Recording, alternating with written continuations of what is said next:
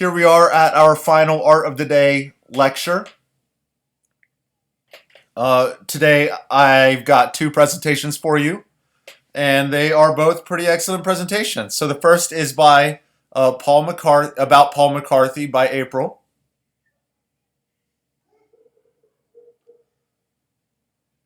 Paul McCarthy was born August 4th, 1945, and he's 75 years old. He went to the University of Utah, San Francisco Art Institute, and the University of Southern California. And he is known as one of the most influential and groundbreaking contemporary artists. I'm curious who said that. He's influential for sure. It's not McCarthy's who's weird and gross, it's the world itself. Real life has just finally caught up with him, and that should seriously worry us all. The Guardian magazine, August 4th, 2020. Complex Shit, 2008. The feces depicted inflatable mocks its... Ooh, I'm sorry. The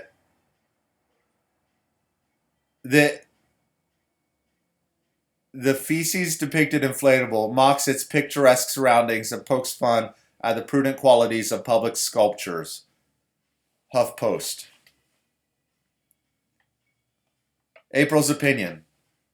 It's funny in a way if you have the humor for it, but it's also unsettling and not something one would want to look at. It's not something someone would want to see in the middle of Chicago, that's for sure. But I do see it as a metaphor to the world around it, in a sense in which the world is full of crap and can be crap. That is very well said. Tree in 2014. Standing 79 feet, this canvas inflatable depicts either a Christmas tree or a sex toy. It started as a joke, but McCarthy was quick to come to a defense, saying people may be offended, but it was an abstraction for him. He added, I think this piece is about Western culture. My opinion. I had no idea this depicted a sex toy until I read up on it, but I do agree with lots of critics that it's ugly and useless. I don't have a lot to say about this one. I have one thing to add about it, is that this sex toy, you may or may not be aware, is also called a butt plug.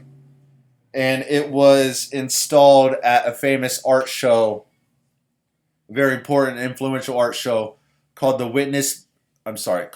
Venice Biennale, and a biennial art show in Venice, Italy.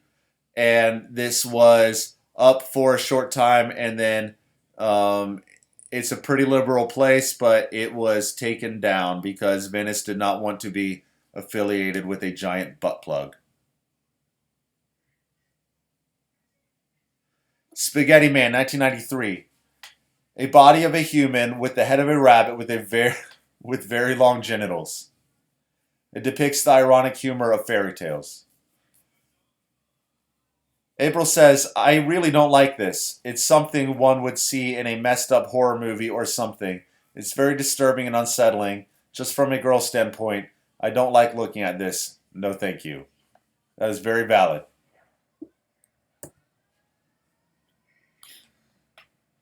The Garden depicts a father and son defiling a tree and the ground. The angle makes the viewer a bit of a voyeur. My opinion. I have to admit, I laughed. I found this kind of funny in a weird way. It's funny to even think some people are into this sort of thing. It makes me think of how we treat the world today in a metaphorical sense. We abuse and defile Mother Nature and laugh about it later.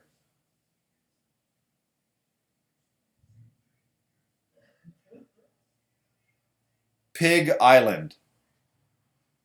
Using spoofing on fairy tales with pop art, the human body, and sexuality, it features George W. Bush doing the dirty with a pig. Paul wanted something to allude to horror with no explanation. Okay. Paul has achieved his goal of making a viewer very uncomfortable because I am. I just think it's vulgar and unnecessary to display. I cannot argue with that. White Snow Dopey Dopey Head. Depicts Snow White with Dopey's head in her mouth.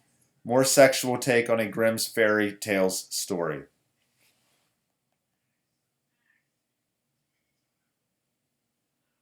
Everyone knows that Disney is happy fairy tales and Grimm's is dark, so it's not surprising to see another side of fairy tales, but it's cringy all the same.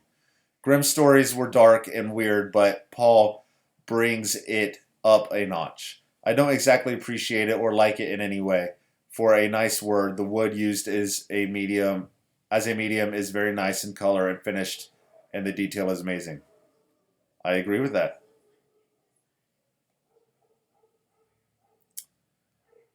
WS.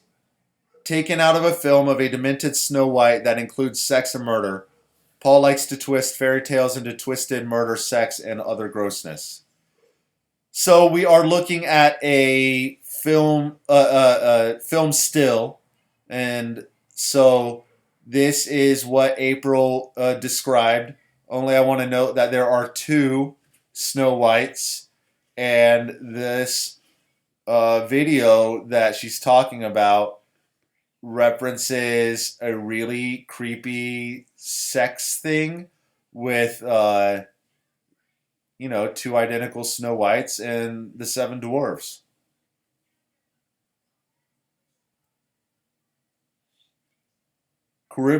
Caribbean Pirates. Sculpture that is a spoof on Pirates of the Caribbean. Turn this project into a spoof film and book. Anyone who is a huge fan of Pirates of the Caribbean should appreciate a spoof of any kind. I love the humor, and you can see Paul's face on the one with the huge belly. It's more light and laughable than some of his other works.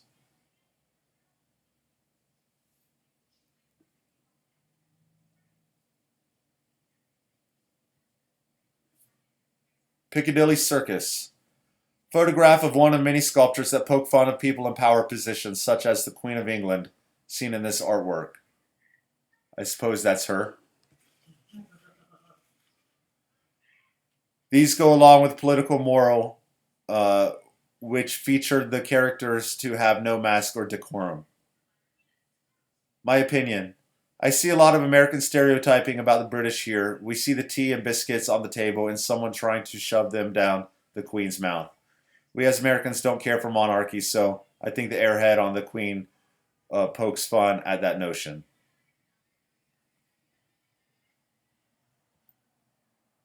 Piggies. Features two pigs, one without a head and one lazily sticking its butt up. Paul brings in the essence of vulgarity and uncomfortable with viewers seeing an inflatable pig butt. My opinion. This doesn't bother me as much as the big poo inflatable did, but these pigs can be an analogy to humans who look at it. Humans can be pigs too. Ain't that the truth?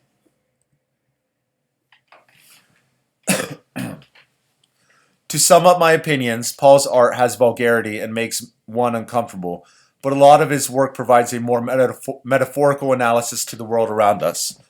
His work is often messy and weird, just like how he views our culture and the world. We have to see beyond the mess and how things are staged to understand what he's getting at. His humor about the world is just more vulgar and sick, but the world can make people see it that way. We just have to respect his views for what they are. I agree with that, April. Paul McCarthy's art is not for everybody. I do appreciate your view that a lot of his artwork is metaphorical, that he is speaking about the world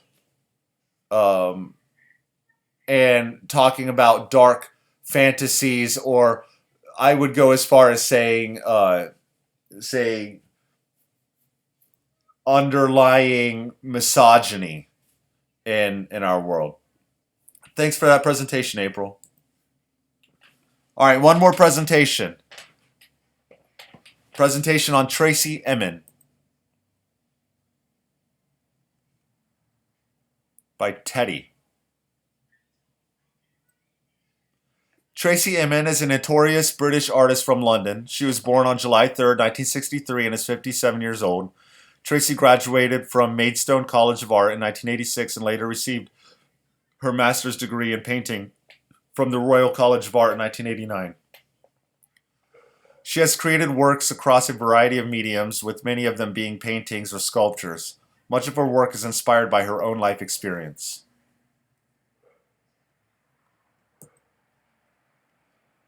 My Bed is a 1999 sculpture made by Tracy Emin. The work was inspired by a period in Tracy's life where she laid in bed for 4 days drinking nothing but alcohol. Alison Cole, writer of The Independent, describes Emin's work as an uncompromising self-portrait of a woman at a time of emotional trauma. Cole also makes a point in that critics who tire of Emin's exhibitionism are surely missing the point.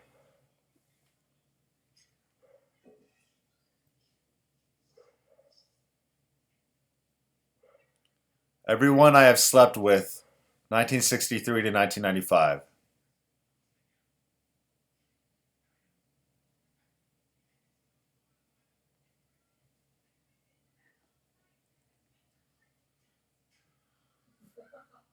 Sleep, 1996. Tracy Be Brave. Close. Not sure what the other things say. The Perfect Place to Grow.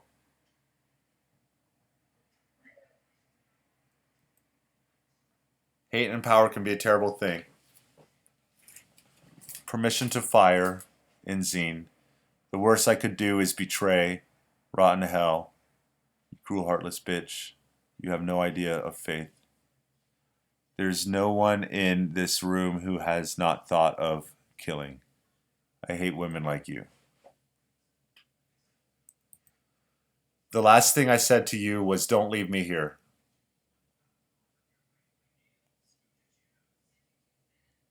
I've got it all.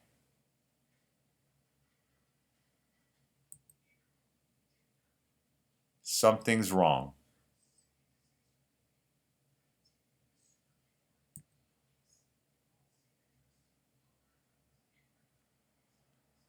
Exorcism of the last painting I ever made. If I have to be honest, I'd rather not be painting. Huh.